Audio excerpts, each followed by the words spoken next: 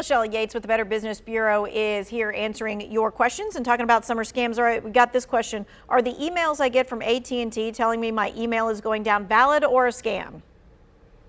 Best way to do that is log into your account and see if there is an issue. That is best way to know if there's really a problem. And then the next question is it safer to use an official app over a website for hotels?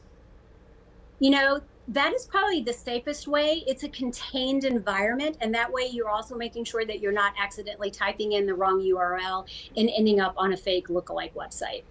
All right, let's be thinking about the fake things, fake toll collections. Okay, if we're going on a road trip, this is something we need to be aware of.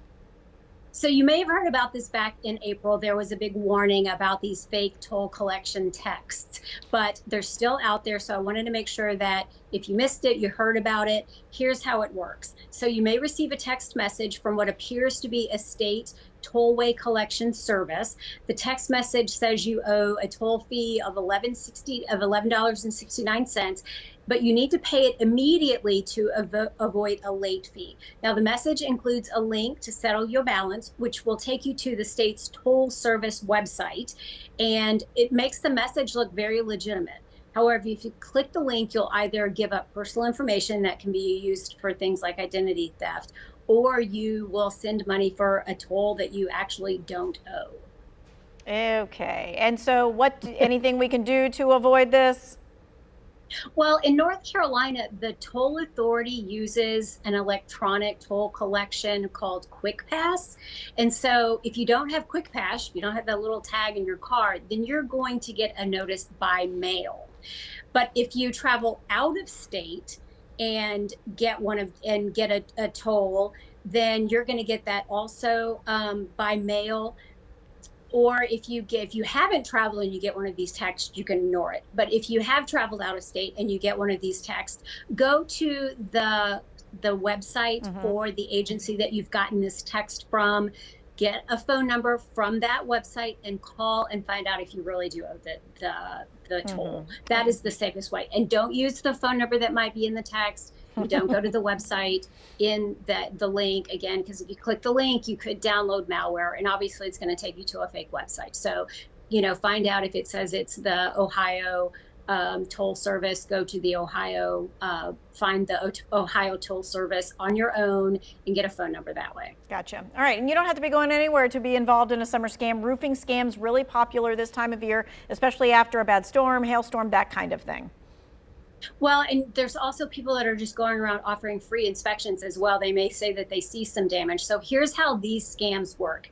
If you accept that free inspection from one of these con artists, the dishonest inspector shows up at your house. If they don't find enough wear and tear to merit a whole new roof, they may fabricate the damage by tearing off shingles to mimic wind damage. So you want to go out and pay attention and watch what they're doing when they're inspecting your roof. Or they may actually show you pictures of someone else's damaged roof. And then, unfortunately, if you do go ahead and hire this company, we've found that the repairs from these dishonest businesses don't end up being very high quality. All right, what about solar? Because we have those door-to-door people coming around in our neighborhood all the time. Well, believe it or not, solar, we are actually 4th in the country for solar energy. So this is really a very hot topic right now. But in North Carolina, solar panel companies are required to have an electrician's license, but we are finding that a lot of solar companies do not have their electrician's license. So you want to be very careful. When we find that out, we call them and say, hey, you need a license. And then we ask them to go and get a license. If they don't have a license, then we will put a notice on their BBB profile, and we will also mark their letter grade down to an F. Now, accredited businesses that we will check to make sure they have a license, and that's the only way they can become accredited with us is if they have a license. So if you are in the business of looking for a solar panel company, that's why we would highly urge you to use an accredited business. They'll have the accredited business seal, sign of a Better Business.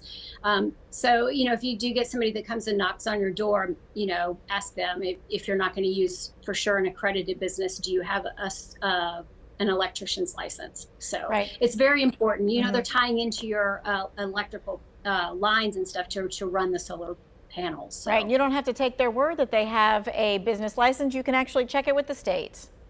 Yes, you can. and I would, again, it's one of those things, like Tanya said, don't trust them if they say they have an electrician's license. Check it out, or use an accredited business, because we've checked. All right, thank you for your time and your expertise. Always good keeping our money in our pocket. Thanks so much, Lechelle.